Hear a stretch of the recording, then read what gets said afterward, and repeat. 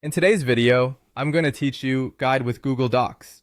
We're focusing on one simple but super useful formatting action, applying strike-through to text. This is perfect when you want to mark something as completed, indicate that content is outdated, or show edits without deleting the original words. I'll walk you through the exact clicks, explain what you'll see on screen, and share a few helpful tips along the way.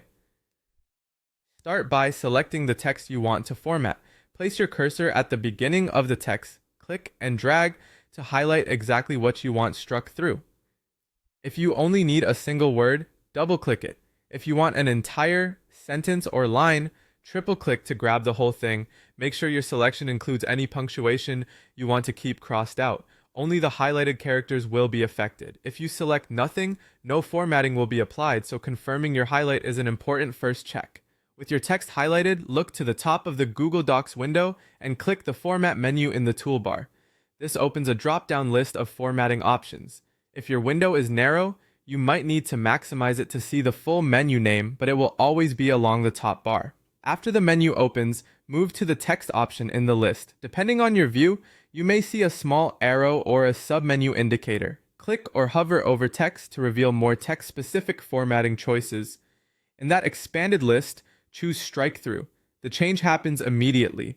A horizontal line will appear through your selected text, while the text itself stays in place and readable.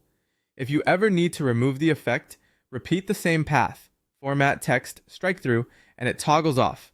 This makes it easy to switch between showing and hiding crossed-out content without retyping anything. That's all you need to apply strike-through, and you're done. A couple of quick tips before we wrap up. If you like keyboard shortcuts, you can use Alt plus Shift plus 5 on Windows and Chromebooks, or Command plus Shift plus X on a Mac, to apply or remove strike-through on the fly.